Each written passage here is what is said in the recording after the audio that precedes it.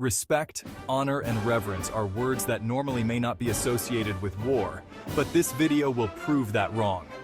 Once again, we urge you to be some of the first to discover exciting and thought-provoking information about Audie Murphy, the most decorated soldier in World War II. Please hit the subscribe button and we'd love to hear your comments. And don't forget to click the like button below. War. It levels the playing field. It doesn't care who you are, where you came from, or how much money you have.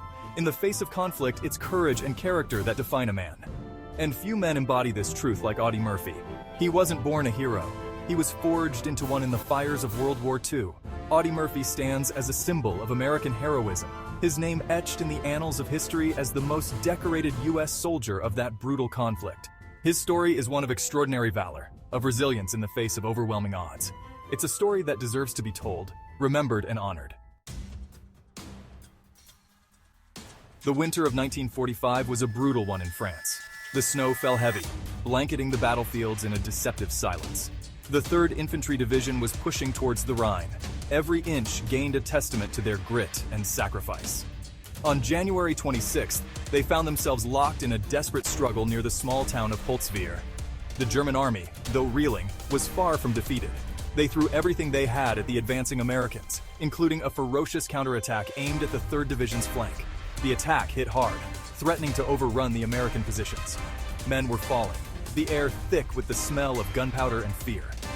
Amidst the chaos, a young lieutenant named Audie Murphy rallied his men. He was a slight figure, barely 5'5", but he possessed a courage that belied his stature.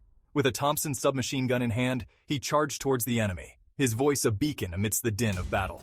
He moved with a ferocity that surprised even his own men, spraying the advancing Germans with bullets. His courage was infectious, inspiring his men to fight with renewed vigor. He single-handedly repelled the German advance, eliminating an enemy machine gun nest and buying precious time for his company to regroup. But the battle was far from over. The Germans, determined to break through, launched another wave of attacks. Murphy, wounded but undeterred, refused to yield. He continued to direct his men, his voice hoarse but unwavering. Months earlier, in October of 1944, Murphy and his men were tasked with taking and holding Hill 717, a strategically vital position near Cleury, France. The Germans were dug in deep, their machine guns and mortars zeroed in on the slopes. Every inch of ground was contested, every advance met with a hail of bullets. Murphy, leading from the front, pushed his men forward. He understood the importance of this hill, how it overlooked the valley, and gave them a crucial advantage. But the Germans were relentless, their artillery raining down with deadly accuracy. Casualties mounted, and the situation grew increasingly desperate. Day after day, Murphy and his men held their ground. They endured constant shelling, sniper fire, and repeated enemy assaults. Sleep was a luxury, food scarce, and the threat of death a constant companion. Throughout it all, Murphy remained a rock, his courage unwavering. He moved among his men, offering words of encouragement, sharing his meager rations, and tending to the wounded. He seemed to be everywhere at once, a whirlwind of action, leading by example and inspiring his men to hold on. One evening, as the sun dipped below the horizon, the Germans launched a particularly fierce attack. They came in waves, determined to overrun the American positions. Murphy, realizing the gravity of the situation, grabbed a radio and called in artillery strikes, directing the fire onto his own position. The following January, after their hard-won victory at Holzwihr, Murphy and his men found themselves facing another daunting challenge. The Germans, in a desperate attempt to reclaim the town, launched a massive counteroffensive. They came with tanks, infantry, and a fury born of desperation. The American lines buckled under the weight of the assault. Men were forced to fall back, their positions overrun. It was during this desperate fight that Murphy, witnessing the retreat of his comrades, took a stand that would solidify his place in military legend. He spotted a burning M10 tank destroyer, its crew lost in the maelstrom. Without hesitation, he climbed atop the still smoldering vehicle, its .50 caliber machine gun beckoning. With the burning tank as his unlikely fortress, Murphy unleashed a storm of fire upon the advancing Germans.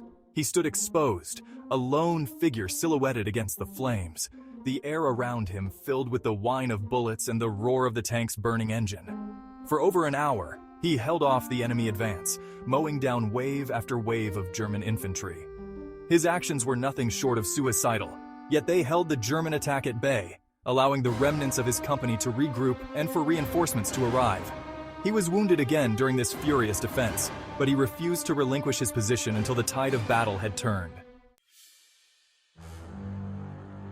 Back on the slopes of Hill 717 in October 1944, Murphy faced a different kind of enemy, a German sniper, hidden somewhere among the trees, picking off American soldiers with chilling accuracy. The unseen marksman had already claimed the lives of several men, his presence a constant threat, a shadow hanging over the battlefield. Murphy, recognizing the danger this sniper posed to his men, decided to take matters into his own hands. He knew he had to eliminate this threat, but it was like hunting a ghost in the dense woods. He studied the terrain, looking for any sign of the sniper's nest, listening for the telltale crack of his rifle. He devised a plan, using himself as bait. He would deliberately expose himself, drawing the sniper's fire, while his men tried to pinpoint the location of the hidden shooter. It was a risky gamble, but Murphy was willing to put his life on the line to protect his men. He moved cautiously, using the cover of trees and rocks, his senses on high alert. Suddenly, a shot rang out, the bullet whizzing past his head. He dropped to the ground, the sniper's location now revealed. With his target identified, Murphy, with lightning reflexes, took aim and fired. The sniper, caught off guard, was no match for Murphy's speed and accuracy. In August of 1944, during the Allied advance through southern France, Murphy and his men encountered a German stronghold near the town of Ramatuelle. The Germans were dug in, their defenses fortified, and they were determined to hold their ground. Murphy, assessing the situation, knew that a frontal assault would result in heavy casualties. He needed to find a way to dislodge the enemy without sacrificing his men. He decided to use a tactic that was as audacious as it was effective: psychological warfare. He ordered his men to gather all the captured German weapons and ammunition they could find.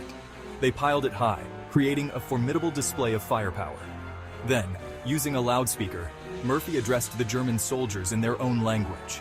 He warned them of the overwhelming force they faced, the futility of their resistance, and the inevitable destruction that awaited them.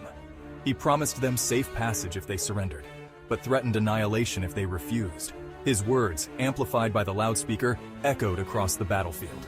The Germans, demoralized and facing what appeared to be an insurmountable enemy force, chose to heed Murphy's warning. They laid down their arms and surrendered en masse, a testament to Murphy's unorthodox but effective strategy.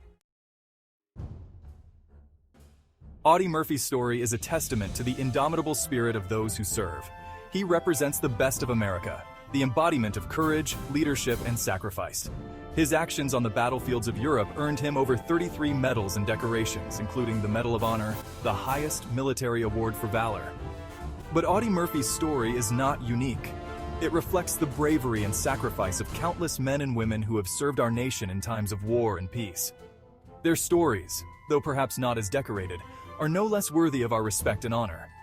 To all who have served and continue to serve, we owe a debt of gratitude that can never truly be repaid. We hope you have enjoyed a new video from the Tell Me More Hub.